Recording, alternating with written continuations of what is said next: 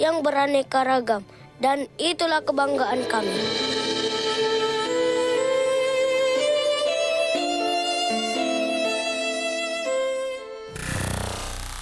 Pro 4 92,5 FM. Suara Budaya Sulawesi Selatan.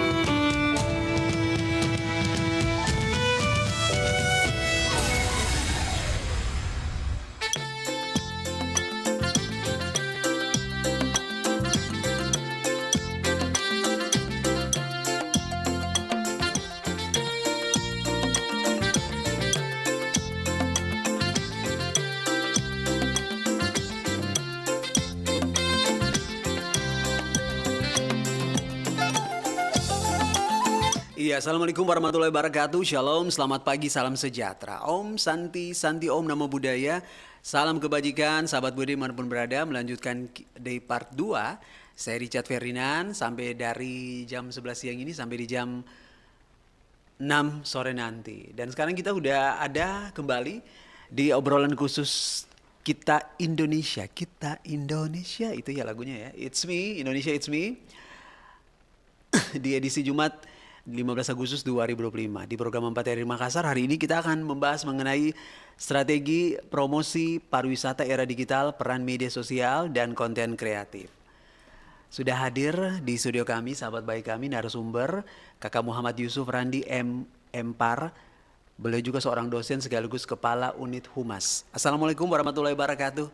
Waalaikumsalam. Musim baru. Oke, kakak sehat ya? Alhamdulillah. Alhamdulillah, oke. Nah, kakak, terima kasih sebelumnya sudah hadir di studio Pro 4 RRI Makassar ini. Sama-sama, saya berterima kasih sudah bisa diundang ke RRI Pro 4 ya. Iya, oke.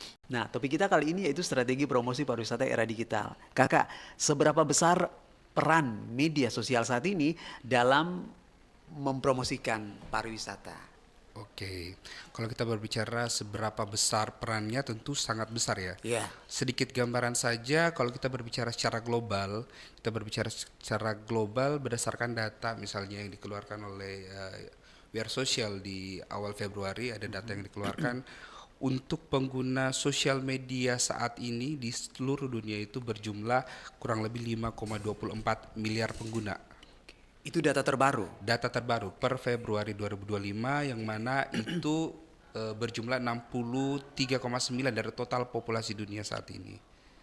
Jadi bisa kita bayangkan 63,9 populasi dunia saat ini aktif menggunakan media sosial seperti itu. Di mana rata-rata orang yang menggunakan sosial media itu menghabiskan kurang lebih 2 jam 21 menit setiap harinya. 2 jam 21 menit untuk mengakses media sosial di berbagai platform seperti itu. Nah, belum lagi di Indonesia, terkhusus di Indonesia melalui data yang sama, untuk di Indonesia sendiri jumlah pengguna sosial media di Indonesia itu berjumlah 143 juta pengguna, yang mana itu adalah berkisar 50,2% dari total populasi masyarakat Indonesia saat ini. Jadi setengah dari masyarakat Indonesia itu aktif menggunakan media sosial ya. Di mana rata-rata orang Indonesia mengakses media sosial itu kurang lebih 3 jam 8 menit. 3 jam 8 menit itu 47 menit dari total rata-rata populasi pengguna media sosial secara global seperti itu. Jadi kalau kita berbicara tentang perannya itu akan sangat besar seperti itu ya, karena orang sudah menggunakan media sosial seperti itu, dan tidak hanya sebagai sarana untuk berbagi informasi untuk walaupun namanya media sosial ya, secara sosial ya, tapi juga menjadi sarana promosi dan pemasaran seperti itu. Berdasarkan data juga lagi ini, data dari Statista misalnya menunjukkan bahwa 72% wisatawan global itu dalam memilih sebuah destinasi untuk liburan itu 72% dipengaruhi oleh dari informasi atau konten yang berasal dari media sosial seperti itu. Jadi perannya sangat besar ya, karena 72% diantaranya itu orang memilih destinasi pariwisata atau destinasi wisata itu karena melalui media sosial seperti itu. Nah, ini kan banyak destinasi sekarang mereka berlomba-lomba ya. Betul. Mereka membuat konten supaya viral. Betul. Nah, tapi mengapa memang viral itu kan dalam arti kan memang di satu sisi kita harus berhati-hati ya, kakak dosen ya. Nah, tapi jadi kita tidak hanya fokus pada promosi semata, nah melainkan juga pada pemberdayaan masyarakat lokal. Bagaimana kakak melihat ini? Oke, kalau kita berbicara promosi dan pemberdayaan masyarakat lokal, ya, tentu promosi dibutuhkan, ya.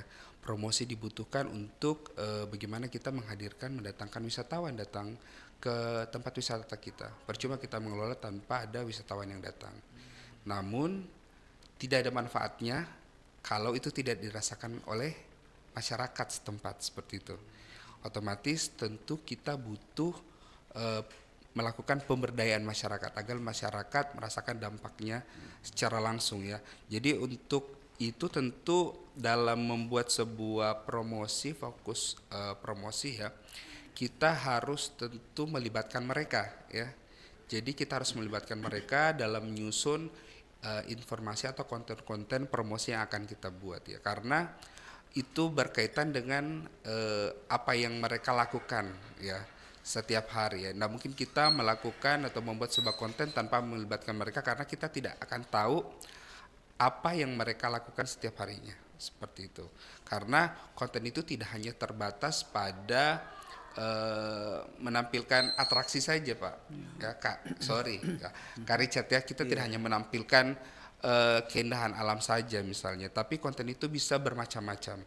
Salah satu diantaranya bisa berupa bagaimana mereka hidup misalnya, bagaimana misalnya masyarakat lokal itu memberikan layanan kepada wisatawan.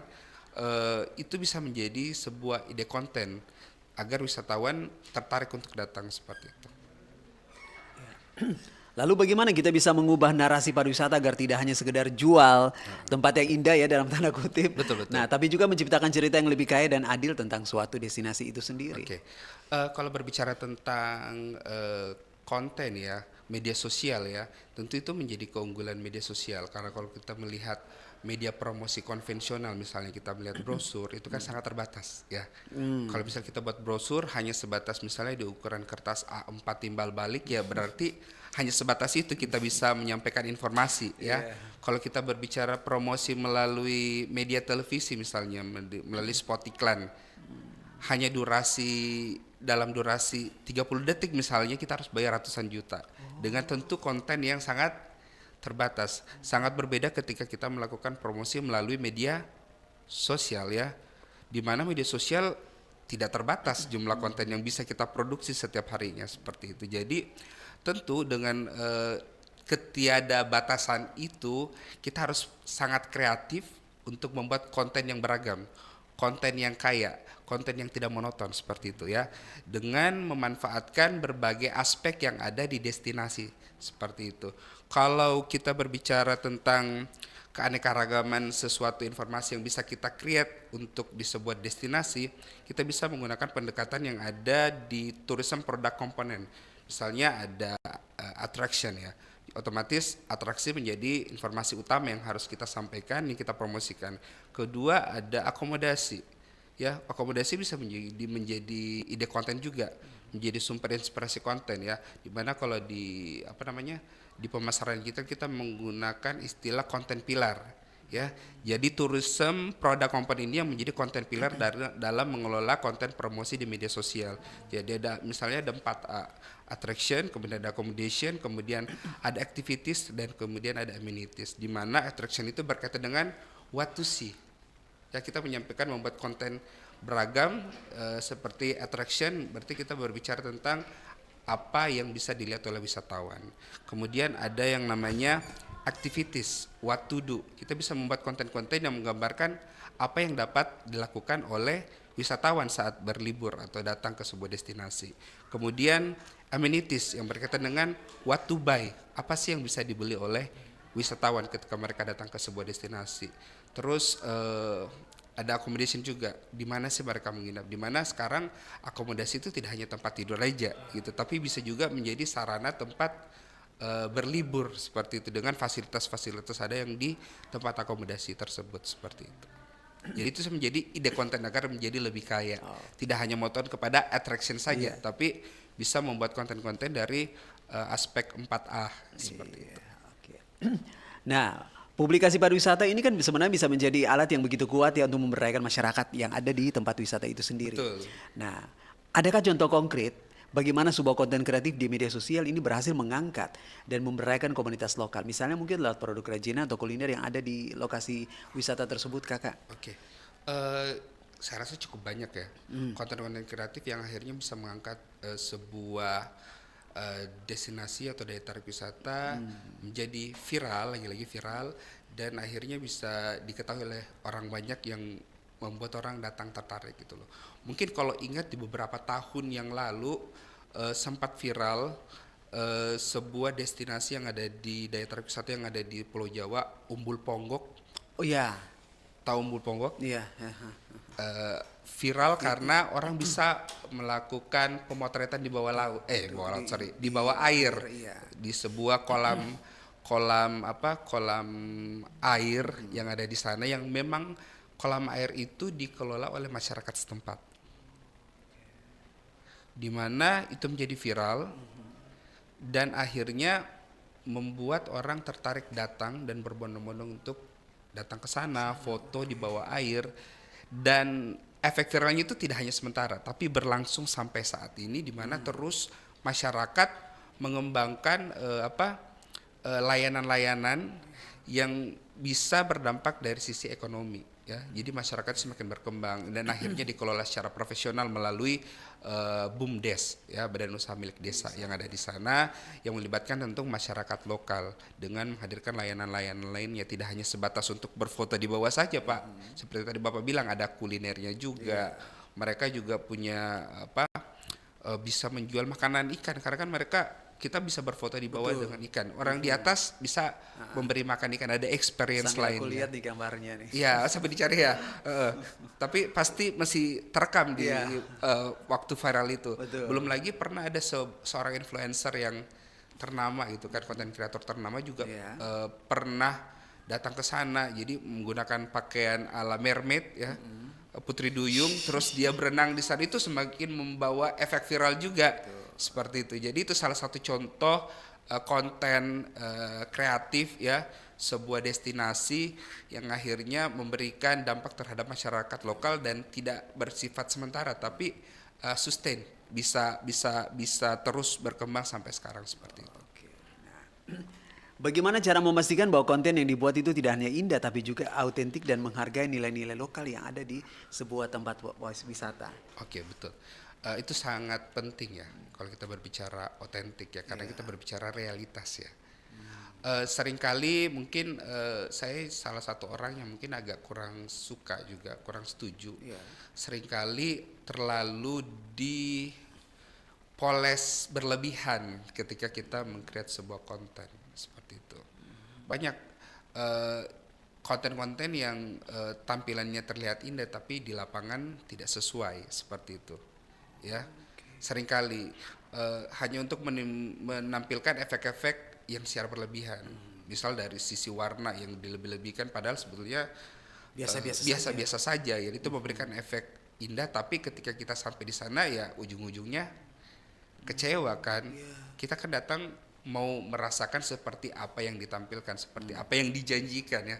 Cara tanda kutip dijanjikan. Kita datang ke sana untuk melihat realitas yang ada, bukan melihat keindahan yang ada di konten saja seperti itu. Sehingga kalau kita membuat konten yang secara berlebihan tidak sesuai dengan realitas, tentu akan menimbulkan kekecewaan. Kekecewaan itu sangat mudah sekarang, Pak, di-share di media sosial.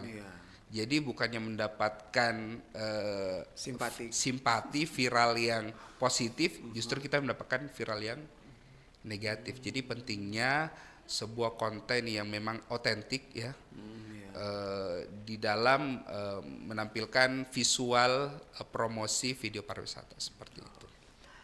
Sebagai wisatawan sekaligus konten kreator, nah bagaimana kita bisa menghindari eksploitasi dan juga justru kita harus menjadi mitra sebenarnya bagi masyarakat lokal dalam mempublikasikan destinasi wisata mereka. Ya betul. Kalau kita melihat Pak dari sudut, berarti ini sudut konten kreator ya, yang datang untuk membuat konten yang membantu mempromosikan begitu ya Pak ya. Ya tentu kalau kita sebagai misalnya konten kreator datang itu ya tentu harus merangkul masyarakat setempat gitu loh. Karena ini berkaitan dengan kehidupan mereka gitu. Mereka punya apa? Mereka punya budaya sendiri gitu. Di mana kita orang Indonesia pasti paham falsafah yang ada gitu, di mana bumi dipijak, di situ langit dijunjung gitu kan.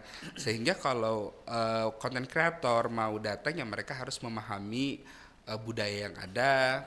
Mereka mau membuat sebuah konten misalnya mereka harus paham sejarahnya, mereka harus melakukan riset, tidak hanya sebatas misalnya bermodal artikel di internet saja terus mereka mau membuat narasi-narasi tertentu, tidak gitu. Mereka harus merangkul orang-orang yang memiliki kepentingan, memiliki kapasitas untuk memberikan informasi yang berkaitan dengan misalnya berbicara wisata budaya, mereka harus merangkul orang-orang yang paham budaya, paham adat istiadat yang ada di sana, sehingga tidak hanya sebatas objek saja, tidak merasa dieksploitasi, tapi mereka merasa dilibatkan seperti itu.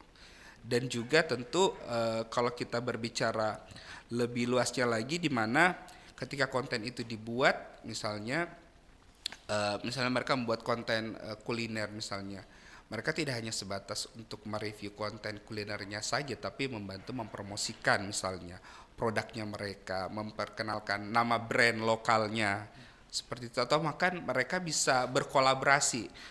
Di media sosial kan ada fitur-fitur tertentu yang bisa dimanfaatkan untuk berkolaborasi, misalnya di Instagram misalnya ada fitur kolaborasi, misalnya konten kreator ketika mereka review misalnya kuliner lokal misalnya, ya mereka bisa kolaborasi, jadi akunnya itu bisa terbantu terpromosikan di akun si konten kreator seperti itu.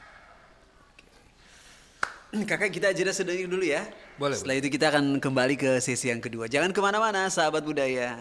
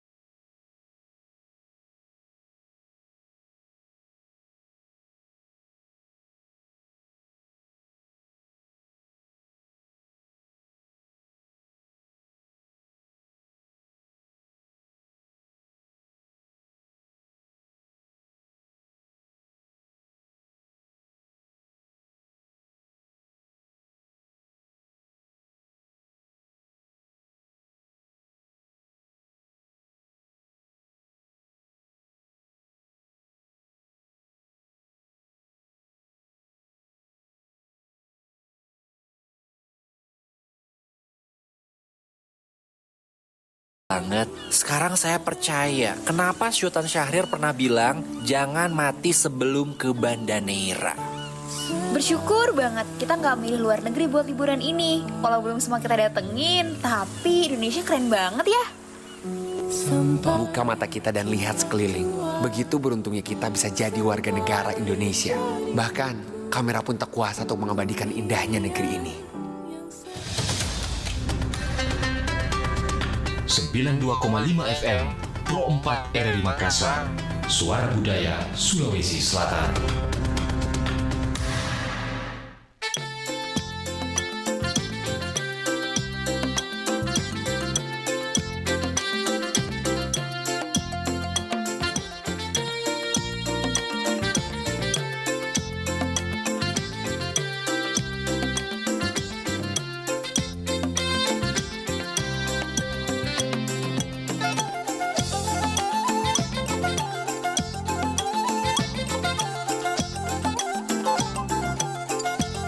Iya, sahabat budaya, kita berlanjut lagi. Kakak Yusuf masih semangat kakak ya? Alhamdulillah masih semangat. Nah, di sesi kedua ini kakak untuk menciptakan narasi yang adil, kolaborasi antara semua pihak yaitu pemerintah, pelaku usaha media dan juga masyarakat ini sebenarnya menjadi kunci. Tapi bagaimana kolaborasi ini bisa dibangun lebih efektif, secara efektif? Oke.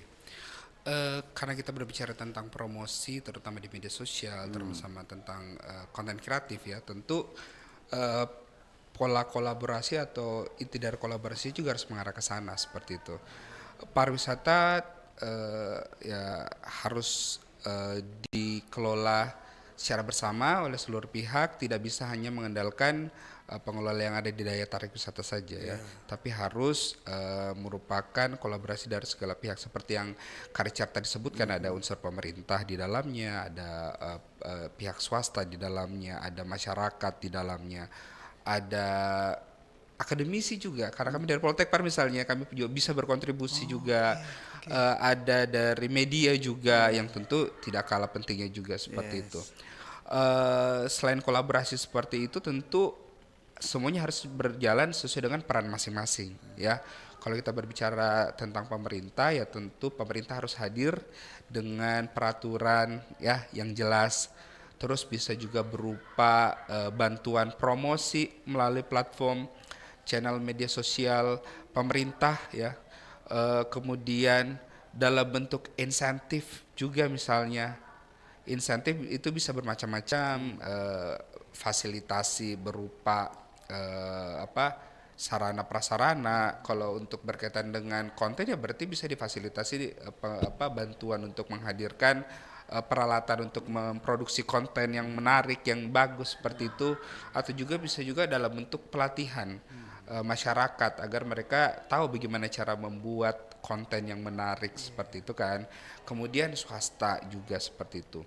Pelaku-pelaku usaha akomodasi, transportasi dan lain bisa saling berkolaborasi, saling mendukung dengan mempromosikan produk lain ya, terutama produk yang dihasilkan oleh masyarakat lokal di platform promosi mereka seperti itu. Jadi misalnya hotel kan mostly hotel itu juga memiliki media sosial sendiri ya.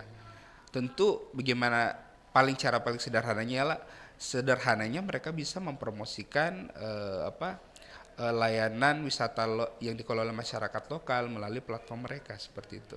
Cara lainnya juga bisa berupa insentif juga, bantuan juga dari dana corporate social responsibility atau CSR dari perusahaan itu untuk membantu juga seperti yang tadi bisa berupa sarana, bisa berupa pengembangan kapasitas masyarakat seperti itu. Begitupun dengan media ya.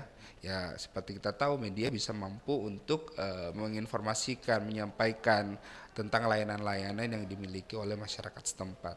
Kemudian akademisi gitu kan, akademisi dari atau perguruan tinggi bisa menghasilkan sumber daya manusia gitu kan. Jadi masyarakat bisa bersekolah, bisa berkuliah di pendidikan pariwisata untuk mengembangkan destinasinya, atau bisa melalui pola kalau di perguruan tinggi itu kan ada yang namanya Tridharma. Selain kita melakukan pengajaran, kita juga melakukan penelitian, bisa melalui riset, kita meriset apa sih yang harus dikembangkan di sana, itu kan di daya tarik wisata, apa sih kekurangannya dari sisi promosi pemasarannya seperti itu kan. Kita melakukan riset, kemudian dari riset itu kita bisa melakukan pengabdian masyarakat.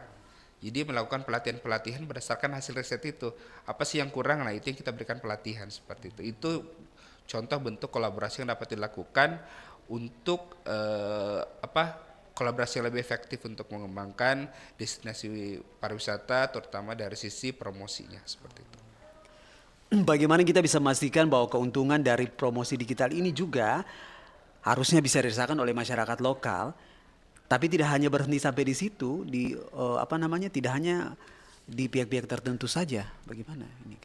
Ya, seperti yang saya sudah sebutkan tadi bahwa pariwisata itu harus dirasakan sampai level paling bawah ya. Karena memang yang diharapkan pariwisata itu berdampak ke seluruh aspek masyarakat ya, terutama dari sisi ekonominya. Jadi tentu kita harus memastikan bahwa kegiatan promosi ini tidak hanya sebatas menjual tadi atraksinya saja, tapi juga menjual menyampaikan, mempromosikan layanan-layanan lainnya yang terutama yang dikelola oleh masyarakat. Jadi lebih terasa manfaatnya seperti itu. Jadi tidak hanya terpaku pada informasi terkait dengan atraksinya saja, tapi seluruh layanan yang dikelola oleh masyarakat seperti itu. Boleh bagi tips dari kakak untuk masyarakat lokal atau pelaku UMKM agar mereka juga bisa membuat konten yang menarik dan efektif untuk mempromosikan destinasi mereka sendiri. Oke, kalau kita berbicara tentang tips ya, yang paling utama adalah kita hadir dulu di pemasaran digital dan namanya online presence. Jadi kita hadir secara online. Jadi make sure bahwa UMKM ini memiliki akun media sosial, ya, tidak terpaku pada akun-akun orang lain gitu loh. Jadi harus punya media sosial sendiri dulu. Kemudian UMKM ini harus secara konsisten memproduksi konten-konten yang menarik dan relevan sesuai dengan target audiens atau market dari produknya, seperti itu. Selanjutnya adalah tentu dalam membuat konten-konten itu tidak hanya dalam bentuk video, harus didukung juga oleh misalnya teks berupa caption yang menarik dan relevan dengan keyword-keyword yang berkaitan dengan produk yang dijual. Itu untuk mendukung bagaimana ketika orang mencari sebuah informasi berdasarkan keyword, otomatis konten itu akan muncul gitu loh. Kemudian dipastikan juga ya memanfaatkan fitur-fitur yang ada untuk memaksimalkan konten itu dapat terlihat oleh pengguna media sosial. Kemudian selain itu mereka juga bisa membuat konten-konten dengan meminta review. Ya, jadi bisa mereka konten review dari customer, siapa yang datang, mereka minta reviewnya, review jujur seperti itu kan. Selain meminta dalam bentuk video, mungkin mereka bisa minta untuk berkomentar secara positif di akun media sosial dari usaha UMKM tersebut. Juga bisa mendorong salah satu yang paling efektif sebetulnya bisa mendorong customer untuk membuat review melalui akun media sosial mereka masing-masing. Ya, jadi tidak terfokus di akun media sosial UMKM, tapi fokus pada akun media sosial si customer. Seperti itu jauh lebih powerful ya, karena itu akan menjangkau orang-orang yang ada di sekitar mereka. Karena jujur secara saintifik juga memang kita lebih mudah terinfluence dari orang-orang di sekitar kita gitu kan, seperti itu. Itu disebut dengan konten USG atau user generated content ya. Jadi itu akan jauh lebih powerful kalau kita mendorong customer kita memberikan review melalui akun media sosialnya dan kita repost nantinya di akun media sosial yang kita kelola, seperti itu. Selanjutnya juga kita bisa memanfaatkan kolaborasi dengan influencer atau konten kreator yang populer ya. Memang ada yang berbiaya ya, ada yang berbiaya, tapi tidak jarang juga ada banyak konten-konten kreator ternama yang mereka memberikan wadah bagi UMKM untuk dipromosikan secara gratis ya. Jadi harus pintar-pintar, harus juga melakukan riset, mencari tahu siapa sih influencer atau konten kreator yang memiliki wadah untuk membantu UMKM lokal untuk berkembang dengan dipromosikan melalui konten atau media sosial si influencer tersebut, seperti itu. Itu sih tipsnya. Kakak, kita mau masuk di sesi terakhir, tapi kita dengar lagu dulu ya. Oke. Sudah sesi terakhir ini. Ya, sesi terakhir. Sahabat budaya, jangan kemana-mana, bersama Richard Ferdinand di sini. Sesaat lagi kita akan kembali.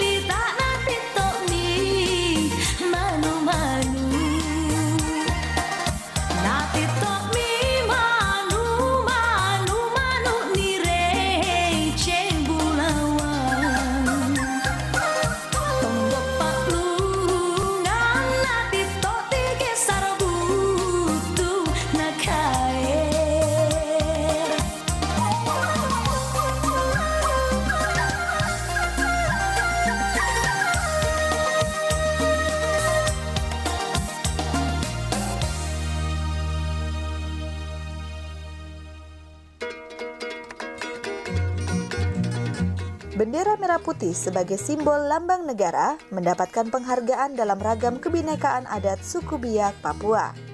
Dalam tradisi arare maupun iyak yaker, bendera merah putih disertakan dalam tradisi pengantaran mas kawin tersebut. Kebiasaan prosesi arak-arakan dalam mengantarkan mas kawin dengan membawa bendera merah putih tidak diketahui sejak kapan berlaku. Namun yang jelas dalam budaya masyarakat adat Biak Papua, tradisi membawa bendera merah putih baru berkembang sejak masuknya Papua ke dalam bingkai Negara Kesatuan Republik Indonesia.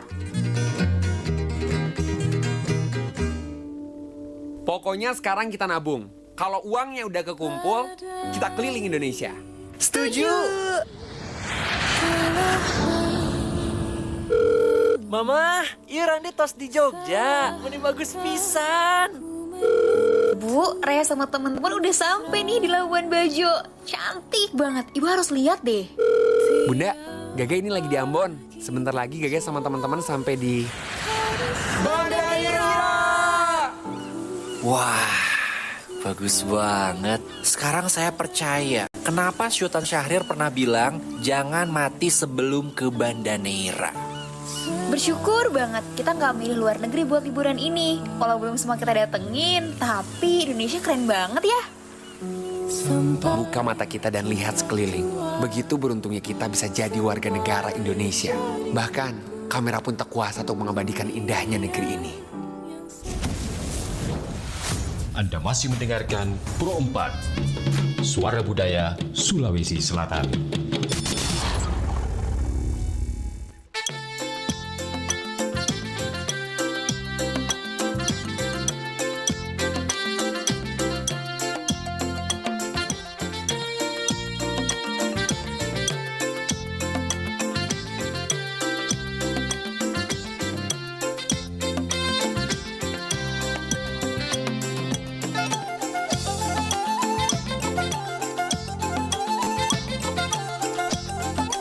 Iya, sahabat budaya dimanapun berada, kita udah di sesi terakhir ya. Nah, kakak, ini apa tantangan terbesar yang dihadapi oleh promosi pariwisata di era digital ini, terutama terkait dengan narasi yang harusnya adil, tapi di satu sisi dia juga inklusif. Oke, tantangan terbesarnya Iya. seperti kembali lagi data yang pertama saya bilang, Aha. jumlah pengguna media sosial itu banyak ya, dan tentu kita tidak sendiri berpromosi kan. Oke. Otomatis kita harus bersaing ya, bersaing dengan pelaku usaha lainnya, pelaku Ya, wisata lainnya, betul. destinasi lainnya ya di berbagai daerah, di berbagai negara, sehingga kita harus bersaing dengan mereka menghasilkan konten-konten yang menarik seperti itu ya. Jadi itu tantangan terbesarnya secara global ya, dengan ratusan juta pengguna ya, kita harus berebut juga untuk muncul di berbagai platform seperti itu. Jadi itu menjadi tantangan yang sangat besar, terutama tadi lagi ada pertanyaan bagaimana agar itu adil dan inklusif kan seperti itu. Jadi tentu ya kalau berbicara inklusif ya berarti harus bisa diterima oleh segala kalangan ya. Berarti dari segi narasi ya, narasinya berarti harus bisa mampu dicerna oleh siapapun gitu kan. Berarti kalau narasinya harus inklusif, berarti kita harus menggunakan bahasa yang umum dipakai ya kan, tidak bisa menggunakan bahasa yang spesifik ya, karena sebetulnya kalau kita berbicara penggunaan media sosial ya, itu kita harus berbicara sesuai dengan target audiens kita. Jadi memang kadang harus bisa dipersonalize Pak Kak Richard ya. Jadi style konten yang kelola kita buat di platform Facebook misalnya itu akan berbeda dengan gaya konten yang kita buat di TikTok dan Instagram. Jadi tantangannya di situ, kita harus bisa mengenali karakter dari setiap platform yang kita gunakan. Jadi tantangannya seperti itu agar inklusif dalam arti kata yang menyesuaikan dengan siapa audiens di masing-masing Betul. platform seperti itu. Oke. Nah, sebagai penutup ini kakak, apa pesan utama yang ingin disampaikan kepada para pendengar kita, terutama bagi mereka yang berprofesi sebagai konten kreator ataupun juga sebagai pelaku pariwisata? Oke, membuat konten, terutama konten promosi pariwisata itu tuh bukan hanya membuat bagaimana konten itu viral, ya. Tapi tentu harus didukung dengan bagaimana mengcreate citra dari destinasi itu dan bagaimana nantinya efek viral itu berkelanjutan. Iya. Seperti itu, tidak hanya sekedar gitu loh. Misalnya orang datang viral, datang berkunjung rame-rame rusak gitu kan, tidak berkelanjutan ya. Jadi bagaimana agar itu viral tapi viralnya bermanfaat. Bagus, seperti iya. itu. Kemudian ya tadi ada autentik gitu ya, dijual dengan apa adanya ya, tidak dilebih-lebihkan, misalnya dari cerita tidak dilebih-lebihkan, sesuai dengan adat budaya yang ada seperti itu. Dan pastikan tamu pulang dengan cerita yang sama dengan apa yang dia lihat di media sosial. Ya, jadi mereka datang melihat, merasakan sesuai dengan ekspektasinya ya, karena tidak dilebih-lebihkan maka mereka akan pulang dengan cerita yang sama seperti itu. Jadi Asli, murni, asli sesuai jujur. dengan apa yang mereka lihat, sehingga nanti mereka akan pulang yang seperti tadi bilang, mereka akan menyampaikan di media sosial mereka, dan itu yang akan menjadi sumber promosi lagi gitu kan, melalui user generated content. Ada mereka seperti itu. Kakak, terima kasih banyak ya atas wawasan yang luar biasa hari ini. Sama-sama Kak Richard. Oke, semoga obrolan kita menginspirasi banyak orang untuk berwisata juga dengan cara yang lebih bermakna, dan nah itu tadi bertanggung jawab juga. Bertanggung Ya. jawab. Jadi kalau misalnya pergi ke sana atau ke sini, nah, kalau gambarnya seperti itu, tampilkanlah apa adanya. Tampilkan apa adanya. Nah, jangan sampai mencoba untuk bikin sesuatu yang akhirnya bukan cuma kakak, tapi mohon izin sebelumnya. Kalau misalnya sampai kejadian seperti itu ada ini nggak, maksudnya bisa kena kasus pidana atau gimana? Sepanjang yang kakak tahu. Tergantung sih, tergantung. Kita harus melihat case-case tertentu kan. Ya. Tergantung juga apa kesalahan yang dibuat kan. Oke. Tapi ya yang paling di atas itu adalah apa ya istilahnya, sanksi sosial sih. Oh, iya. Iya, di atas hukum yang paling besar itu ya sanksi sosial sebetulnya. Oke, Jadi oke. konten kreator kalau dia tidak tidak memproduksi konten yang istilahnya tidak sebagaimana mestinya kan ya harus berhadapan dengan namanya netizen kan. Seperti itu. Kak Yusuf terima kasih sekali. Sama-sama Kak Richard. Nanti kalau ada cerita yang berbeda lagi, cerita yang baru, Siap. boleh main-main ke sini. Siap. Oke. Sahabat budaya, Richard pamit. Kakak saya terima kasih. Sebentar jam 12 siang seperti biasa kita akan bergabung ke Pro 1 menghadirkan khotbah dan sholat Jumat. Assalamualaikum warahmatullahi wabarakatuh. Waalaikumsalam warahmatullahi wabarakatuh.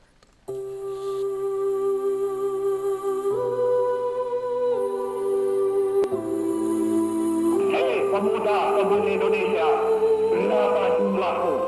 Jawablah, kami hanya satu.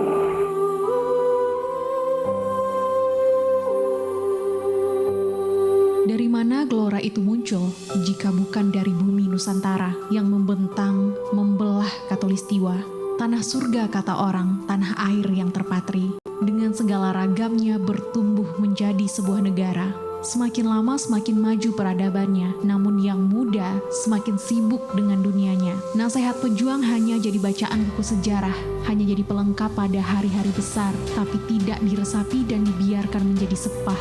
Berkoar-koar di media sosial tanpa aksi nyata, padahal Bung Karno hanya meminta 10 anak muda untuk mencabut Semeru dari akarnya. Hari ini kita punya lebih dari 10, 100 kali lipat, maka seharusnya Ibu Pertiwi sudah menembus langit berbintang, tempat mimpi-mimpi dijatuhkan. Dunia semakin paralel dengan perkembangan